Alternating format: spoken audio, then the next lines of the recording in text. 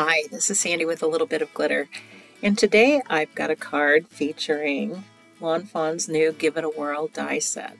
This would be such a fun card to give to a friend that likes to do hand stitching. I just recently got back into doing cross stitching. I hadn't done it for years, and I just am enjoying it so much. Anyway, go ahead and subscribe if you'd like to be notified of future videos. Hit that thumbs up button if you like this video. You can also follow me on Instagram at Sandy Cogdill or on my blog, A Little Bit of Glitter. Let's get started. I'm going to be using my Misty for quite a bit of this card. I'm going to start out first off with a piece of paper. I'm using Express It blending cardstock. That's what I prefer to use for my Copic coloring. Even though I'm not doing a whole lot of Copic coloring on this, it does blend really nicely with the Distress Oxide inks. And I'm also using the Give It a Whirl template. So I've got my template placed on my Misty. I'm going to figure out where I want my little mouse, and this little mouse is actually from the So Very Mice stamp collection. I'm figuring out where I want to put him, along with where I think I'm going to want my sentiment to be lined up, keeping in mind where that little die is going to cut through that front piece of the Give It a Whirl mechanism. Once I have that put pretty much where I want it, I'll go ahead and stamp that and then cover it with a mask that I've already cut out of Post-it tape.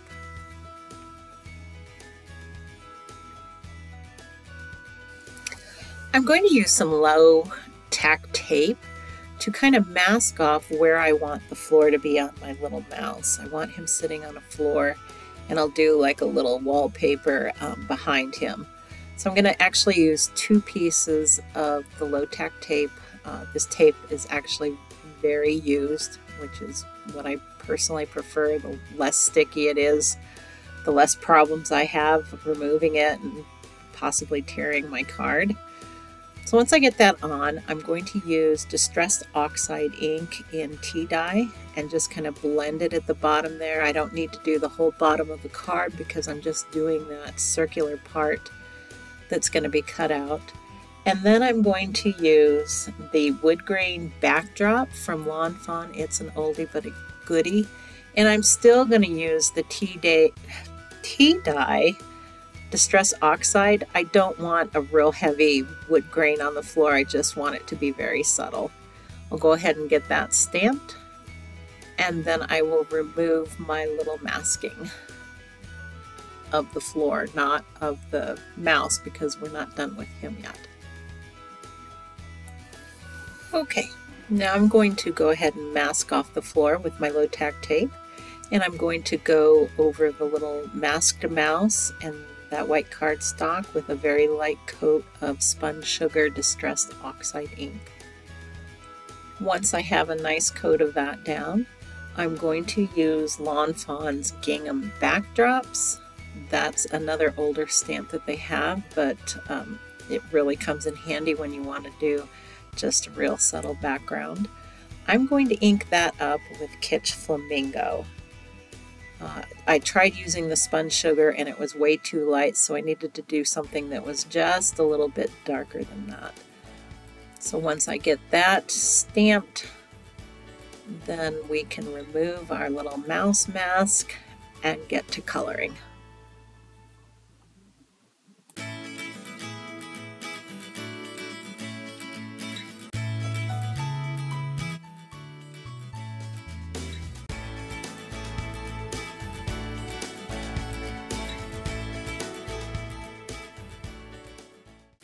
My little mouse needed something to be working on in his little hoop, so I took the heart from that same stamp set and I stamped it, and then I wiped off just half of the heart because he's just starting to work on it. He hasn't finished his whole heart yet, so I'm going to wipe off half of that heart and then stamp it in the center of that hoop.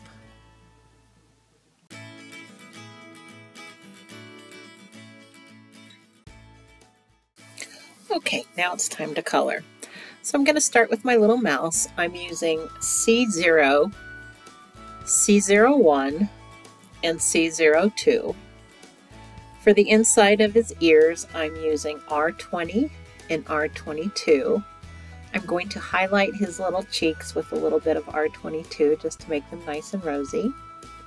And then the fabric inside of his hoop is going to be BV000 and BV00. The little wood hoop, I used E51 and E53.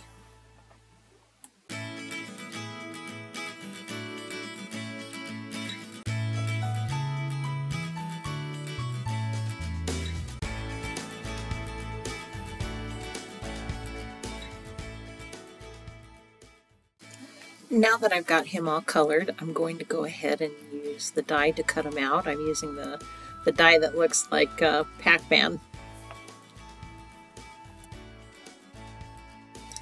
I wanted to keep the look of this card kind of soft and pastel, so I decided I would go ahead and heat emboss the sentiment using white embossing powder.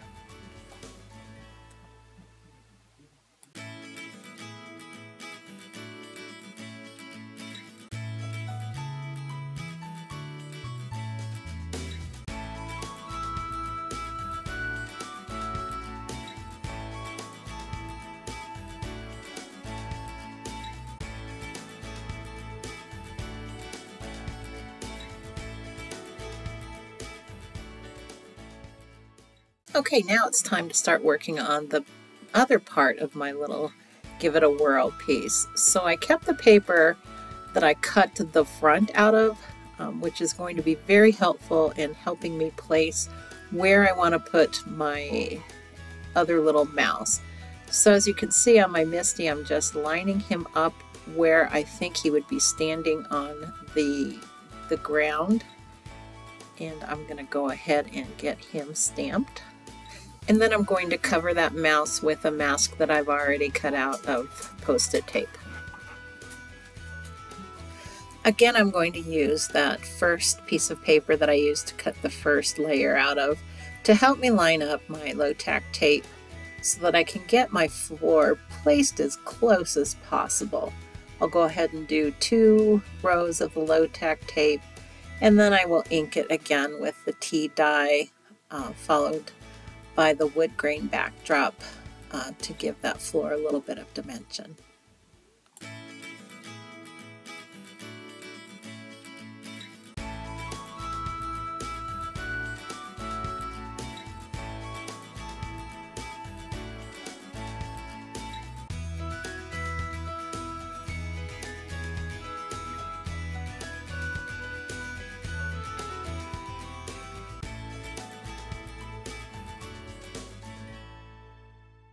Okay, and for the top, we're going to do the same thing as we did for the first layer.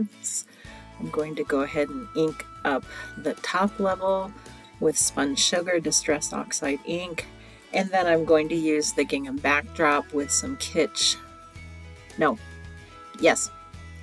Flamingo Distress Oxide to give it just a little bit of a pattern in the background.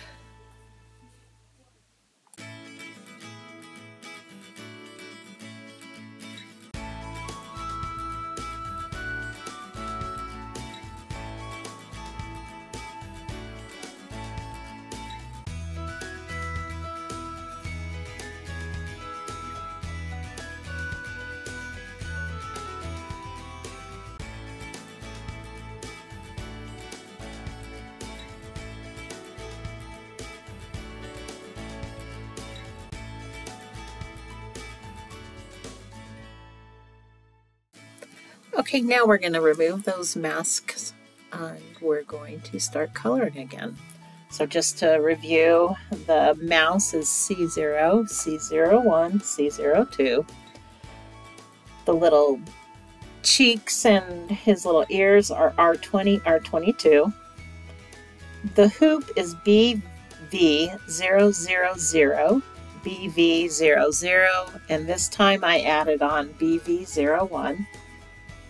And the hoop is E53. I didn't do any shading on that. That line is just way too way too thin to mess around with.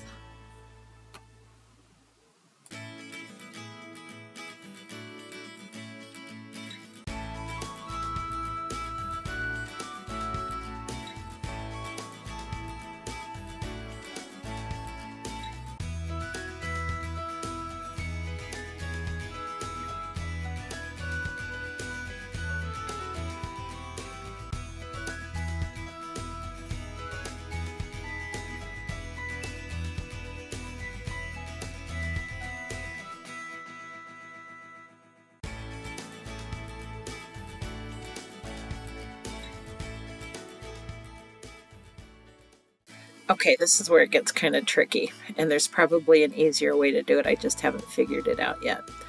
I'm going to go ahead and use the old piece of paper, and I'm going to line up my little mouse where it fits in on the floor piece. And then I'm going to take my template, the Give It a Whirl template, put it on top of my second image, and place the circle from the template on top of everything. Then I'm going to take the die that cuts out that second layer of the Give It a Whirl, and I'm going to center it, or I'm going to put it over that circle, but I'm making sure that circle is centered so that it's even all the way around. And then I'm going to go ahead and tape that down and then run it through my die cutter.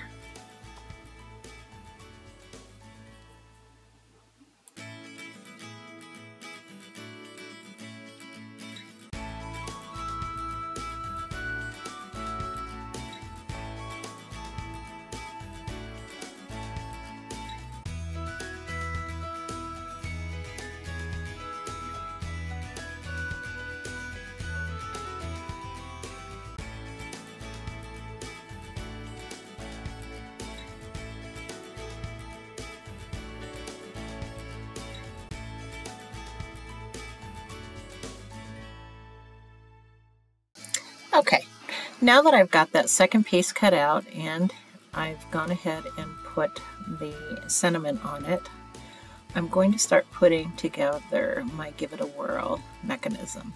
So I've used a piece of copy paper to cut out that little connector piece. I've glued it to the front of the piece that does the spinning, so I call that the front of my card. And I'm going to put glue on the back of the little connector and put that extra piece that you cut directly on top of that moving piece.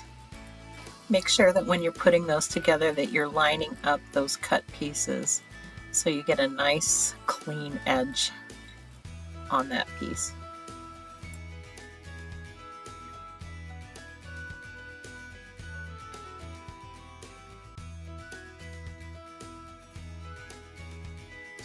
I've cut the handle out of 100-pound cardstock, so I'm going to go ahead and glue that to the top layer of that top piece that does the spinning. And then I had some little scraps left over from my inking and stamping.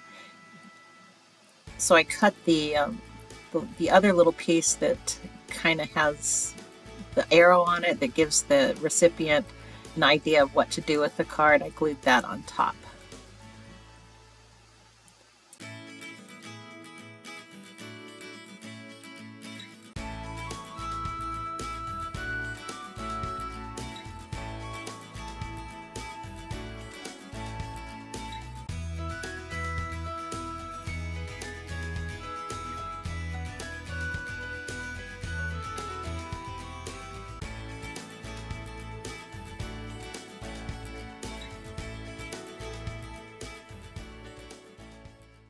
And now we're ready to feed that front piece into the back piece and get that paper trained a little bit so that mechanism moves nice and smoothly. Once I've got that done, I will flip it over on the front, and on the back side I'm going to take some very thin foam tape and go all the way around the outside edge of that circle, making sure that the mechanism is going to freely move. This seemed a little bit difficult the first time I did it, but just keep messing with that paper because it eventually will just start spinning so freely in there. It's just perfect.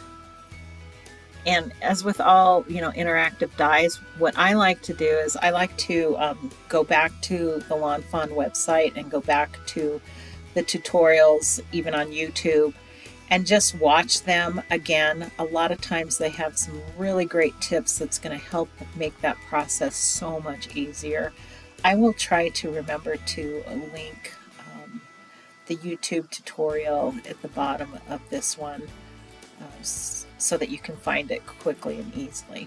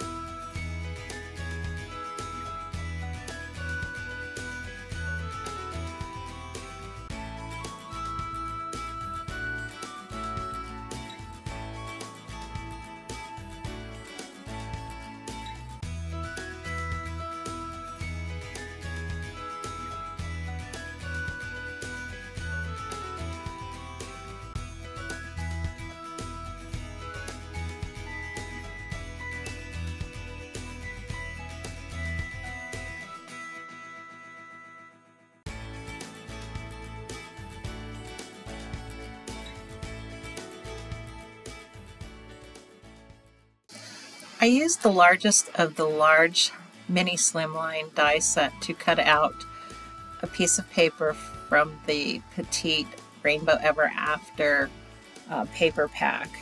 And then I also cut out 2 of the lacy borders using the lacy border die from the pink of that same pack. I'm going to go ahead and adhere those lacy borders to the edge of the lavender paper to kind of imitate ribbon was my thinking on that.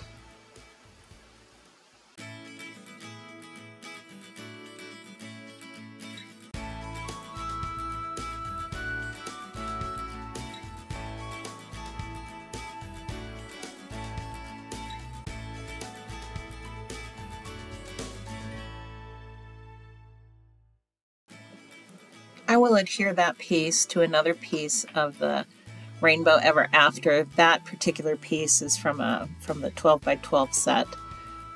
I'll adhere that to that, and then I'm going to go ahead and cut that out using the largest of the large stitched rectangle stackables. That way I'll have a card front that measures 5.5 by 4.25.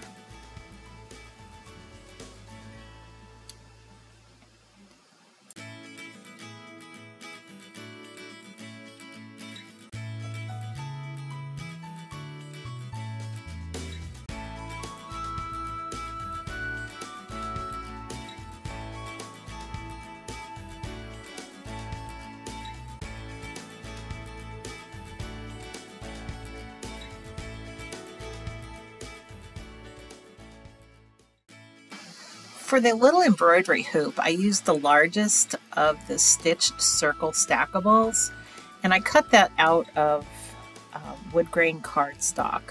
The little bracket that holds the pin for the embroidery hoop, I used some wood grain cardstock that I had laying around. It might have been from a pull and pop thing that I cut earlier. I keep all of my little scraps all together.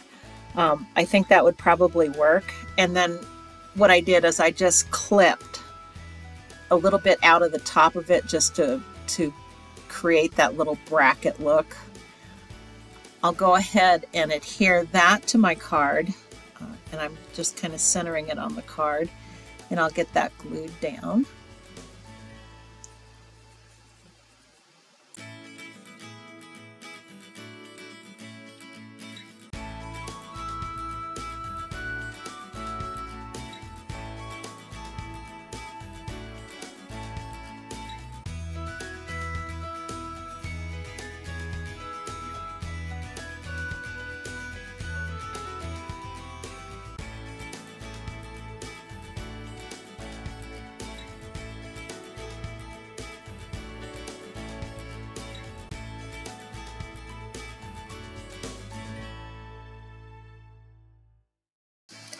Next, I'll peel off all that tape around that Give It a Whirl little mechanism and adhere that to the center of my embroidery hoop.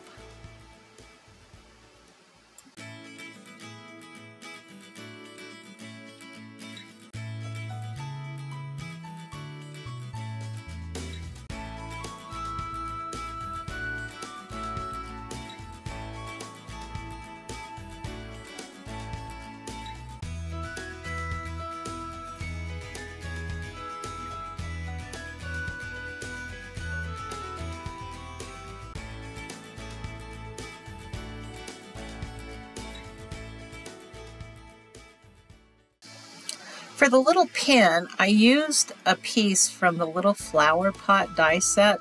It's actually a stem, but I went ahead and cut it out of silver cardstock, and then I just snipped off the little leaves.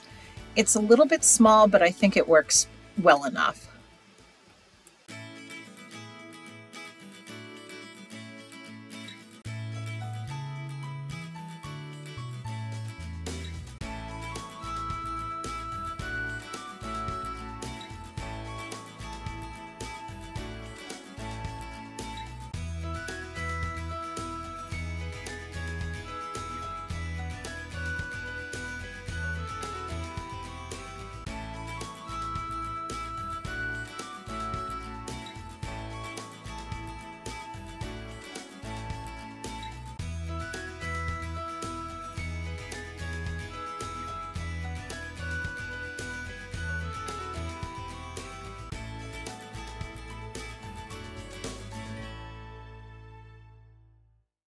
And that's pretty much it for this card. I had thought about adding some more mice at the bottom of the card, but I was afraid it was going to get too busy and take away from the Give It a Whirl die, and I really wanted that to be the star of the show. So we're just going to leave it at that. Anyway, if you enjoyed this video, go ahead and give me a thumbs up. If you'd like to subscribe to future videos, just hit that subscribe button. You can follow me on my Instagram at Sandy Cogdill or on my blog, A Little Bit of Glitter. Thanks for stopping by today, and I hope you have a fantastic day. Bye-bye.